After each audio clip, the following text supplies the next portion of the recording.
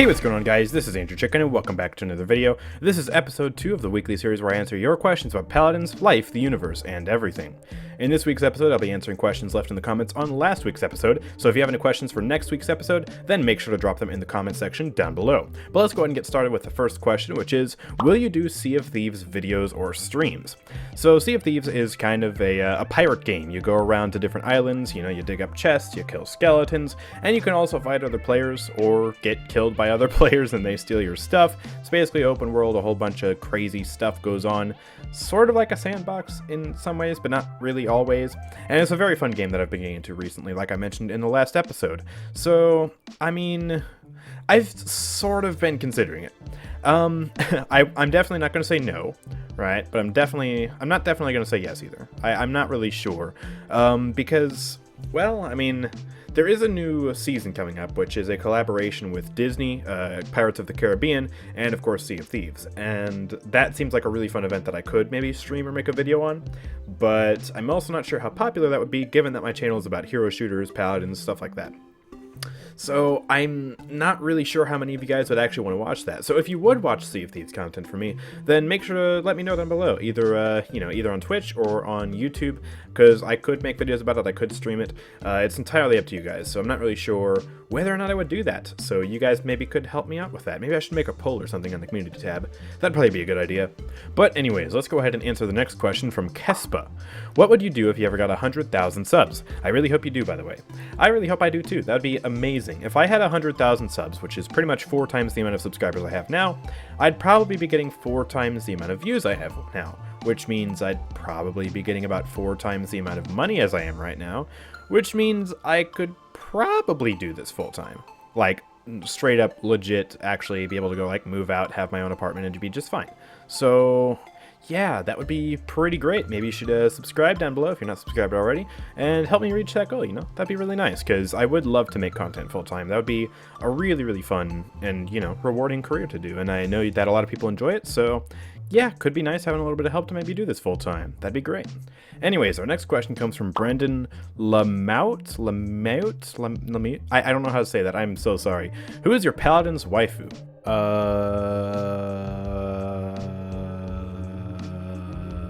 That one. Alright, and next from Ilyas Ben Salah Talit. I think I might have said that right, or maybe improperly. Why don't you play Victor? Well, I do play Victor.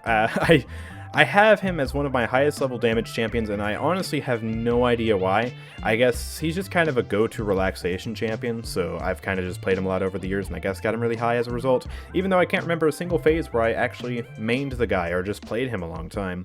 But the reason I don't play him in videos is just because, honestly, I don't think it would make for a very exciting or interesting video, There are much other better and interesting characters in the game than Victor, so, I'd rather just play them instead. Alright, and the next question comes from Mr. Tamps. Did you watch the TikTok versus YouTube boxing event or even care about it? I didn't even know there was a TikTok versus YouTube boxing event, so yeah, that should pretty accurately show my apathy for that. Alright, and next up from Nikki. Do you think you can make a Vora guide or maybe a Furia guide?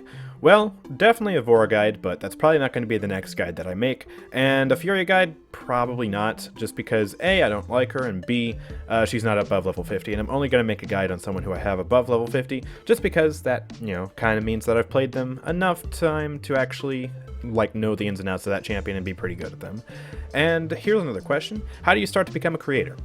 Well, I mean, there's not really any, correct answer to this in terms of, a formulaic way to get started. I mean, obviously there's, catching on viral trends and stuff like that, but if you're trying to become, a gaming creator or something like that, a Paladins creator, or any other type of content creator for any particular game, I mean, you just gotta start making content about something you're passionate about, something you're having fun about. Have some decent recording equipment. I mean, it doesn't have to be, the best, fanciest thing in the world to start off with, but don't make the mistake I did of having 15 FPS videos with a crappy mic quality. You want to have at least decent quality stuff. And I would also suggest using something like OBS to record, just because it's simple, it's free, and it works. And that's pretty much just about it. Other than that, trying to brainstorm unique ideas that kind of set yourself apart, to kind of, make you stand out amongst other creators in the similar field that you're working in. For example, as far as I'm aware, I'm the only content creator for Paladins making Paladins Q&As, so, or at least like a regular weekly series for that now. I mean, correct me if I'm wrong, there might be someone out there who I don't know, but as far as I'm aware, I'm the only one. So, something like that. Just, kind of a decent way to get started, I guess. Anyways, the next question comes from Job Mertens. What is the best gold skin in the game? Well, I mean, as of this patch, it has to be the Vatu gold skin. I mean, have you seen that thing? First of all, they started off with a fantastic default model. I mean, the model is fantastic, the textures are crisp, and then they gave it the gold magic. They gave it that gold and black color palette. The clothing looks absolutely beautiful. The gold and black color placement is just fantastic. And it's just a very, very well designed gold skin. And also runner-ups for the best gold skin, in my opinion, are the Rom gold skin and the Corvus gold skin. I think both of them are really, really well made. They've got high quality textures, good color placement, good just design overall, good, particles and just effects and stuff. They look really, really nice. So yeah, those would be my top 3 choices, with Vatu at number 1. Alrighty, and next from Closed Case, Super Derp 101. Could you watch the Overwatch animated shorts and origin stories? I think that would be nice content. I've had a lot of people ask me to react to these, and honestly, I don't really want to because of my opinion on reaction content. There's a right and a wrong way to make reaction content. I mean, you've got all the basic reaction YouTubers just slapping their silly little laughs and shocked faces and stuff like that over content without really adding anything to it, or like adding on to it, explaining stuff like that. And then you've got other reaction YouTubers who are like thoroughly analyzing a topic, explaining like references and stuff like that, and really actually adding to the content and actually, making a well-made, proper video, and, actually putting more effort into it. And I think that the second form of reaction is okay, but the first form isn't.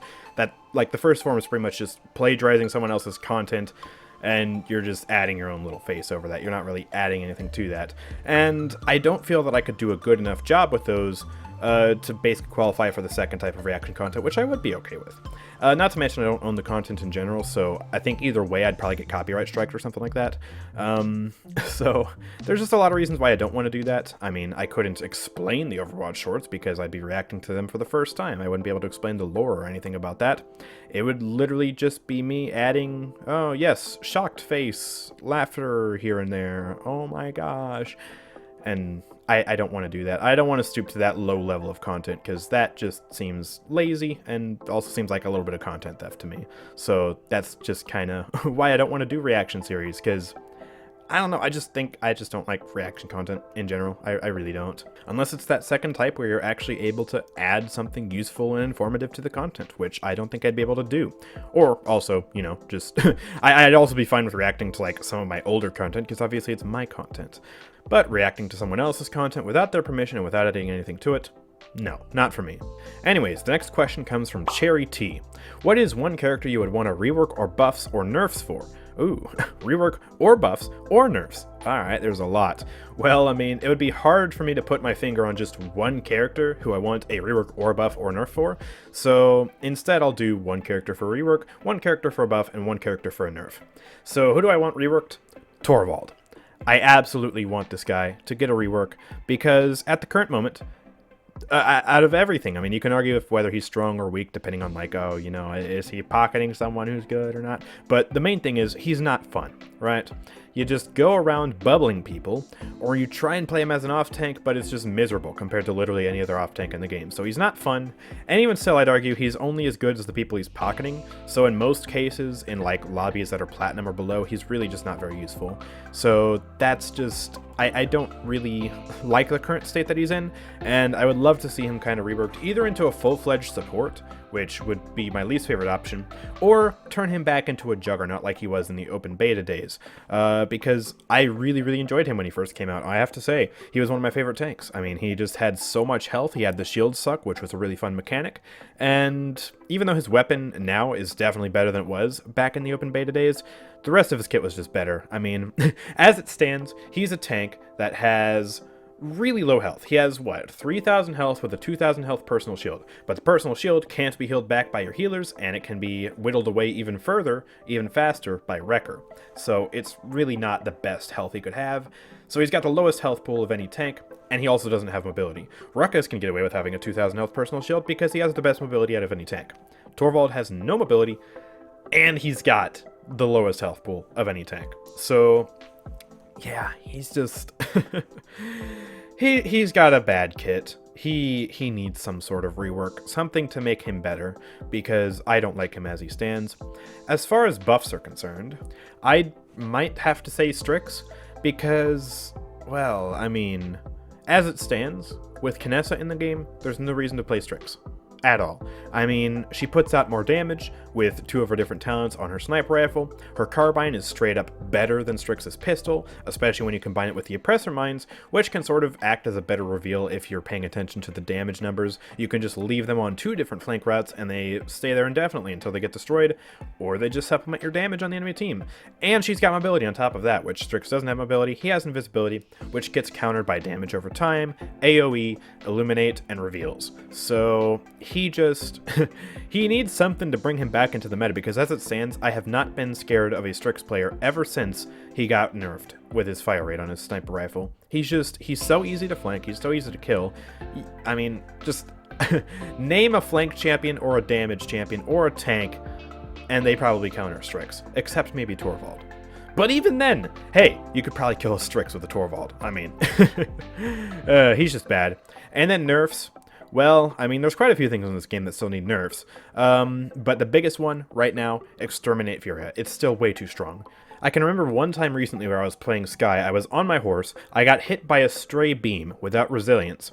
And I took literally 75% of my health in damage. I survived that with like 450 health or something like that, and then I just got shot later and died because she didn't have line of sight on me while I was in the beam.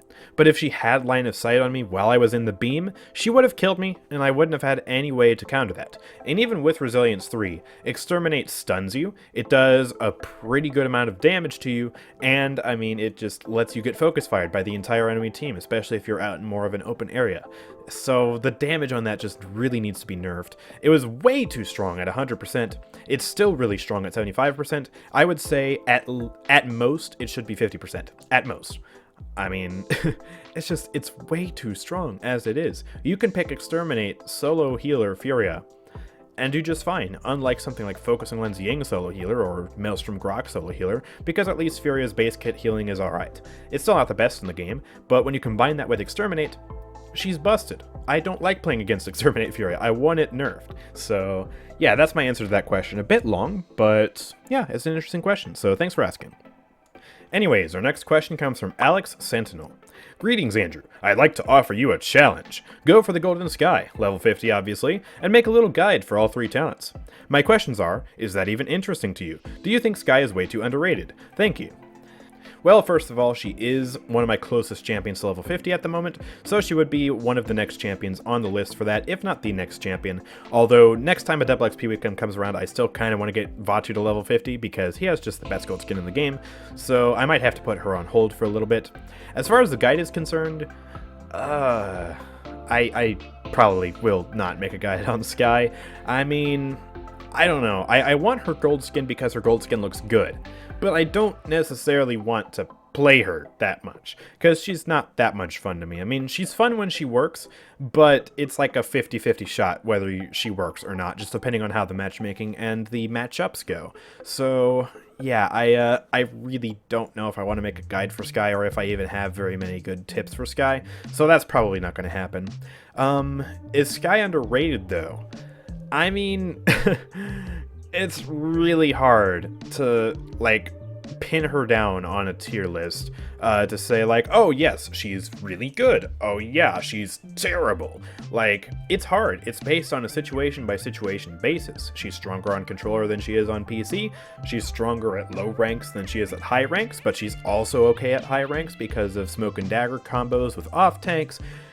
She's weird. So if you want to know my full opinion on Skye, then you can find a link in the cards or in the description. I'll leave a link to the video I made on Skye not too long ago, basically going over, like, what the heck is up with this champion.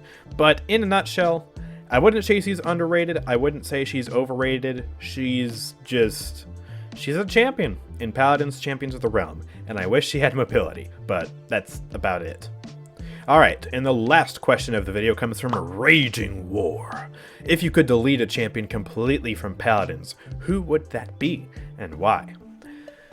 Well, deleting a champion is a touchy subject.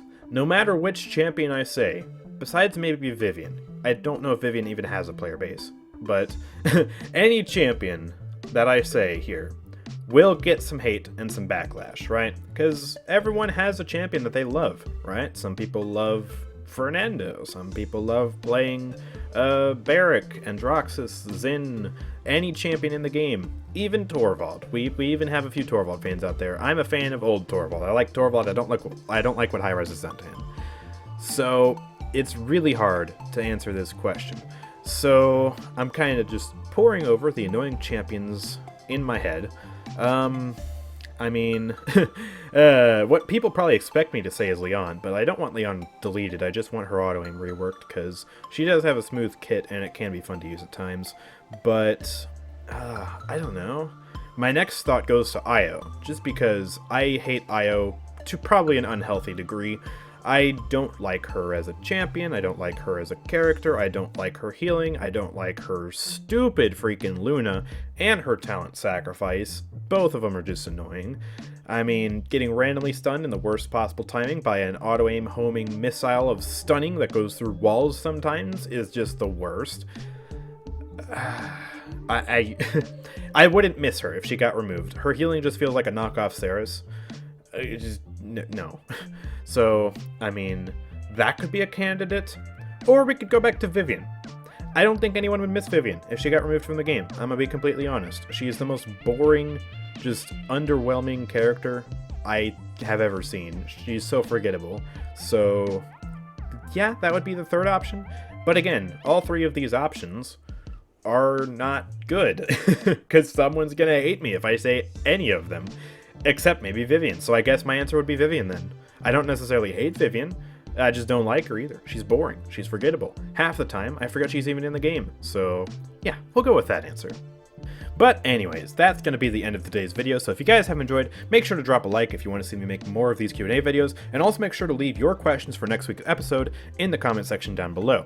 Also make sure to check out the Twitch channel and the Discord server, both of which are linked in the description. And lastly, I want to give a huge shout out to the members of the channel for helping to support what I do.